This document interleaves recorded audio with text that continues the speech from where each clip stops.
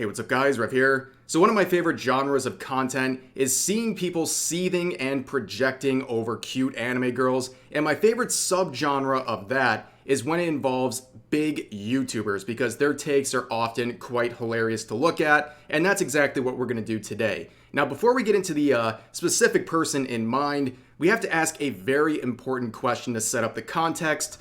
When you look at this large-breasted anime girl from Uma Musume, what do you think? The important question to ask is, ladies and gentlemen, is it pedophilia to like this large-breasted anime character?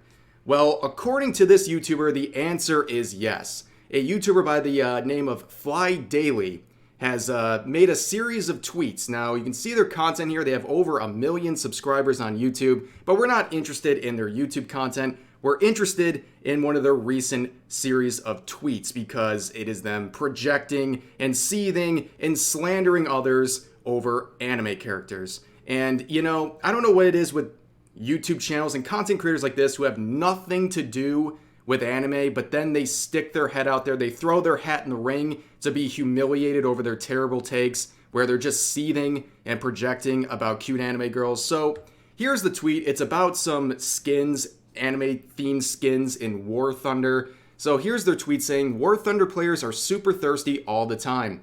Can't even find camo for my favorite plane without being shown underage anime. And quoting the alleged creep saying, oh no, she is actually 500 years old. Ladies and gentlemen, this is what he's referring to as a child. He saw a large-breasted anime character and immediately thought of children. But these are the normal people, right? So yeah, as ridiculous as that is, there's a lot of rabbit holes to go down here. So also to address this last part, I always see aunties raising this alleged defense, like people are actually going to say this. No one unironically uses that defense. It's something that aunties always claim people are going to say, but no one actually says it. It's always very strange to see that. But I want to point out a few things about this YouTuber and War Thunder in general that makes this whole statement pretty ironic. So here's a crop of their videos, of course featuring anime characters and very moe-styled anime characters that certainly look a lot younger than the anime character he's currently complaining about. And when it comes to War Thunder, anime-themed camo and skins and things like that are very, very common. There's a lot of anime-related stuff in that community. In fact, the official War Thunder Twitter account has made tweets like this. Let me read it for you. Nay, player-san. Don't have a waifu? Don't be baka. Get your own AH1S Kizarazu today. I bet this YouTuber is looking at this tweet and is like, War Thunder has fallen. I mean, look at some of the replies on that thread. Okay, this person says, delete this. And the official War Thunder account replies with, don't be mean, Oni-san. Respect where respect is due. War Thunder just gained a little bit of that, okay?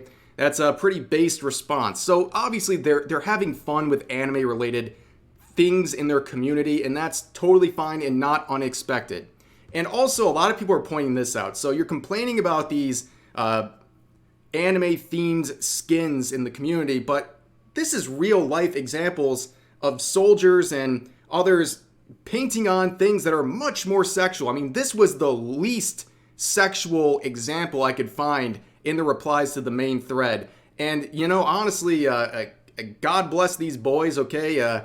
They serve their country proud. I mean, that stuff was very, very common, and now we're throwing a fit over anime characters. So it always begs the question, are they just angry at this specific art, or is it like the medium? They're just angry because it's a Japanese-themed piece of artwork, and now they're just going on a tangent about that because they hate the style in general. And what that's all about is up to your interpretation. But going back to the main thread, of course it wasn't just enough to project about this character and claim it's underage. They also have to claim that it's pedo art. So they're implying whoever created this and whoever likes this is a pedo. And as always, that makes my blood boil. I mean, if you're a person who actually cares in any way about children, you wouldn't water down terms like this to something that they are not. It is not pedophilia to be attracted to a large-breasted anime character. I'm sorry if that's news to you. If you believe that, you're either incredibly stupid or you're being disingenuous. And when you're watering down this term, you're making it less believable when people hear accusations surrounding this sort of term. How many times have you seen threads of someone being outed as a predator, and there's people asking in the replies, is this an actual predator or is this just anime stuff? That has become so normalized, and it's very disturbing. And like I said, if you care at all about the safety of real kids, you would not for a second try to water down the term to something that it is not. You are wrong for that. And again, let me remind everyone watching what we're talking about. Pedophiles are not attracted to this. It absolutely boggles my mind that people want to water down the term that badly. But moving on, a lot of people are making the point about projection. This person quote retweeting them saying, sees huge tits, immediately thinks of children. And Fly would respond saying, you can't deny the face is drawn to imitate an underage girl. Ding, ding, ding. Ladies and gentlemen, add it to the list. We now have the face of consent. Yeah, we've seen other stuff like the height of consent, where Twitter users, beyond just fiction, they'll say that a full-grown adult woman is pedo bait because she's too short. I mean, we've had stuff like that. We call it the height of consent. Now we have the face of consent. So apparently if you have a youthful-looking face, well, you must be unlovable, and the only people attracted to you must be pedos, right? I wonder what this person would think about Asian women who tend to have more youthful faces, and that's something that many people were pointing out in the quotes here, showing a real adult woman who shares a lot of characteristics with this character in terms of facial structure and things like that. And it's basically like, well, what do you think about this? Are you going to call her a child? Are you going to say that she's pedo bait or something like that? And I think even someone like Fly is smart enough to realize when we're starting to compare real women, maybe they wisened up and said, this is going to make me look really bad if I continue going on with my logic and apply it to a real woman and infantilize her like I'm doing to this character. But nonetheless, we have another series of replies here that I think are interesting. So this user replying to the main thread says, quite a bad take in my opinion. You can just, if you don't like it, don't look. And if you think it's that questionable, report it. But hey, it's your take. Where Fly responds saying, that logic can be used for many things iffy, though that are wrong.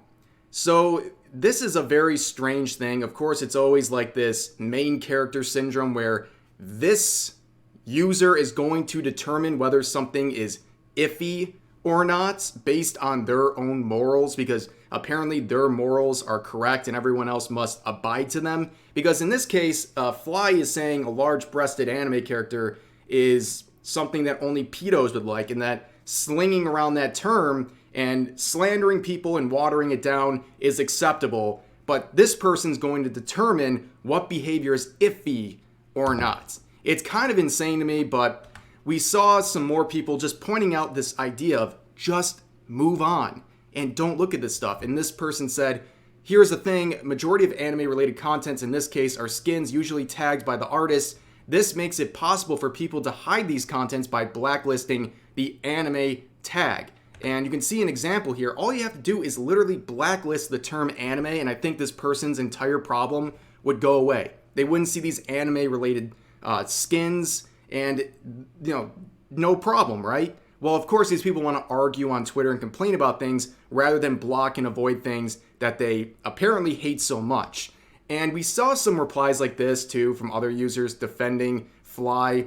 And we have this user saying, calm down, son, it's just a drawing. And then this person says, which represents, which is the silliest, stupidest gotcha of all time. Nobody is getting owned by this. People think this is like the silver bullet that's going to defeat anyone defending fictional content.